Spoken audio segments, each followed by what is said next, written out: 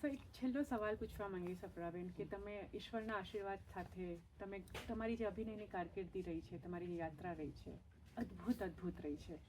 અને તમે એટલા યુવાન હજી પણ અમને તો લાગો જ છો, કારણ કે કળા હંમેશા જીવંત રાખે. હું હંમેશા એવું માનું છું કે તમે 25 વર્ષ પહેલાંની સપનાના વાવેતર કરી હશે કદાચ, પરંતુ અમારી માટે અપરા મહેતા એ એટલા સુંદર, એટલા જાજરમાન અભિનેત્રી છે.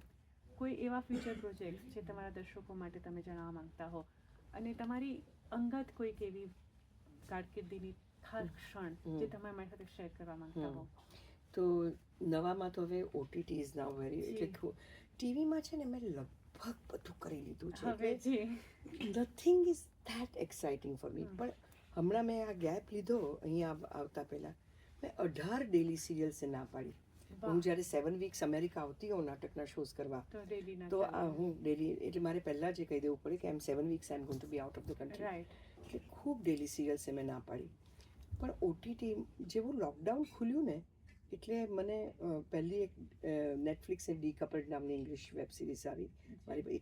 came and fell into my lap, and people die to be on OTT, and things come and fall into my lap, and sometimes I don't even realize કે આ બહુ મોટી વસ્તુ મારી પાસે આવી છે.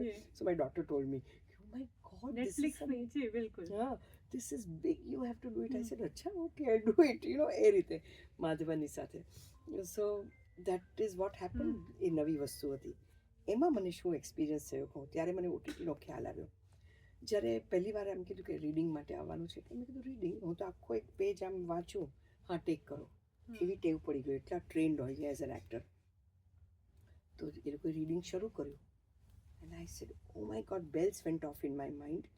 અને મને ખ્યાલ આવ્યો કે હું જે કાંઈ પણ આટલા વર્ષોમાં શીખી છું એ બધું જ મારે ભૂસી સ્લેટ સાફ કરી અને મને નવેસરથી લખતા શીખવું પડશે. એટલે બાય ધ ટાઈમ મારા એપિસોડનું, મારા ડાયલોગ્સ રીડ કરવાની શરૂઆત થઈ, ત્યારે I had gotten into that, because I am an experienced actor. તો મને હું કહે, અને ત્યારે મારા ડિરેક્ટરે કહ્યું, this is the reason why I wanted you, you are so, I wanted you, કે આઈ વોન્ટેડ યુ ટુ. અને છતાંય તો હું મારા દરેક યંગર ડિરેક્ટર્સ, હવે તો મારી સામે કેટલા યંગ ડિરેક્ટર્સ હોય, હું પૂછ્યા જ કરું, do you think I'm on the right note? Is this what you want, or you want more, less, what you want?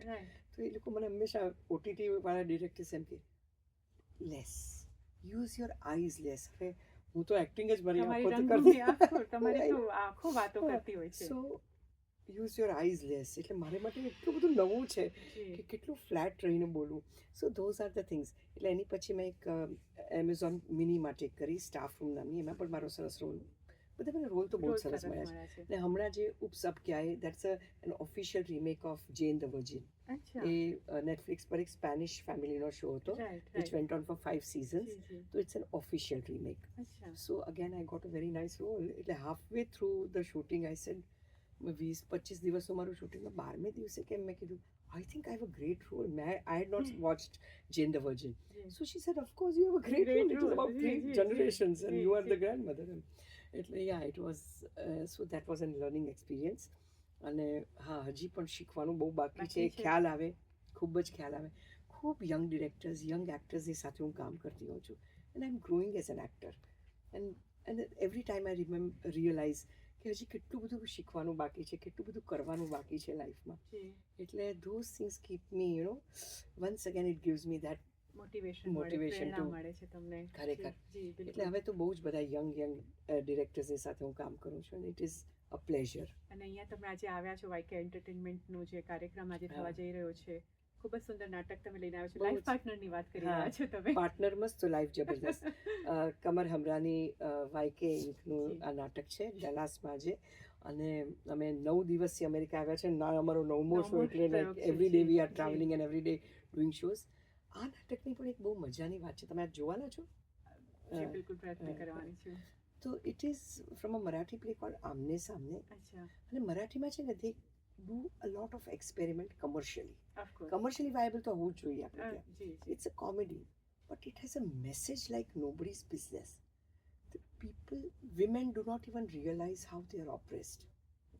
It is when this older couple and a younger couple, બે બાજુમાં રહેતા હોય છે, it is when she starts listening, understanding the younger people, શી રિયલાઇઝિસ કે મેં કેટલું બધું જિંદગીમાં ચલાવી લીધું, જી. કેટલું બધું મેં ન કર્યું, કેટલું બધું મેં પોતાની જાતને કેવી કમ્પ્લીટલી મારી આઈડેન્ટિટી અસ્તિત્વ નામશેષ થઈ જાય તમારું. જી જી. એટલે આ બધું કોમેડીમાં છે, પણ there are moments in this play which make people completely go right. અને આનું નાટકનું સ્ટોરી ટેલિંગનું ફોર્મેટ બહુ જુદું છે. જી સો પહેલા અંકમાં યંગર લોકોનું વાર્તા ચાલે છે અને અમે લોકો સૂત્રધાર તરીકે આવીએ છીએ, હું અને ફિરોઝભાઈ, જી અને પછી અમારી વાર્તા ચાલે છે જી. અને એ લોકો સૂત્રધારની જેમ વાત આવે છે. છે. સો સાયમલ્ટેનિયસલી એ લોકોના ઘરમાં જ્યારે આ થતું હતું ત્યારે અમારા ઘરમાં શું થતું હતું એ સેકન્ડ એક્ટમાં જોવા મળે છે. જી જી. So it's a very different સુંદર કાઇન્ડ. કલ્પના હા, છે, બહુ સુંદર બહુ જ કલ્પના સરસ છે.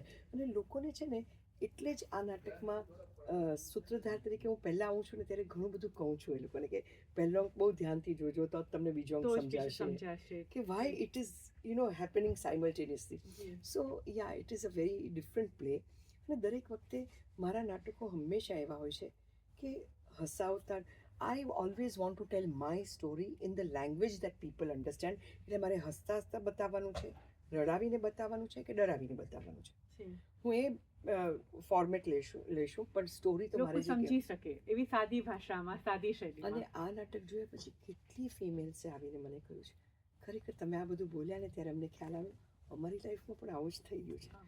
So many times people have become so like they have forgotten their own selves જી. કે એ લોકો ખ્યાલ પણ નથી એક આવતો. જાગૃતતા તમે હા. લાવો છો. જી. હા, એટલે જ્યારે હું અમુક વસ્તુઓ બોલું છું ને ત્યારે એ વસ્તુ મને લેડીઝ આવીને કહે છે અમારી લાઈફમાં પણ આવું જ આવું બન્યું જ છે. થયું છે. સુંદર, ખૂબ જ સુંદર, અને નામ જ કેટલું સુંદર છે. હમ. સો અપરાબેન સાથે હું વાત કરી રહી છું, એક કલાકાર, ઉચ્ચ કોટીના કલાકાર હું કહીશ, કે જેમણે એમની જિંદગીમાં બધી સિદ્ધિઓ હાંસિલ કરી છે, રંગભૂમિથી લઈને ફિલ્મોથી લઈને ટેલિવિઝનના પડદા સુધી, છતાં પણ નમ્રતા અને સાલસતા એમણે છોડી નથી. આજે એમની સાથે વાત કરીને મને ખ્યાલ આવે છે કે કલાકાર ત્યારે જ ઉચ્ચ થઈ શકે છે જ્યારે એ કલાકાર એક ઉત્તમ કક્ષાનો મનુષ્ય હોય. થેન્ક યુ અપરાબેન, સો તમે મચ. છો. પણ બે વાત હું ચોક્કસ કહેવા માંગીશ જ્યારે તમે મારી કરિયરની વાત કરો છો ત્યારે, જી. કે આપણા દેશના 2 પ્રાઇમ મિનિસ્ટર મને પર્સનલી નામથી ઓળખીને આહ. પ્રાઇમ મિનિસ્ટર્સ હાઉસમાં બોલાવતા શું હોય. વાત છે. અટલજીએ મને ખાસ ઇન્વાઇટ કરી હતી Very ડિનર માટે પ્રાઇમ મિનિસ્ટર્સ હાઉસમાં. અને મોદીજી તો હંમેશા સીએમ હતા ત્યાં સુધી નાટકો જોવા અમદાવાદમાં આવતા જ તે. અને પર્સનલી નામથી 2 વર્ષ પહેલાં મારા મમ્મી ગુજરી ગયા, ત્રીજે દિવસે મને એમનો હેન્ડ રિટન લેટર, વાહ. એટલે જ્યારે તમે આમ જુઓ કે અટલજીનો મને જ્યારે લેટર આવ્યો પ્રાઇમ મિનિસ્ટર્સ હાઉસમાંથી, તો ઉપર લખ્યું હોય કે Republic of India, prime minister.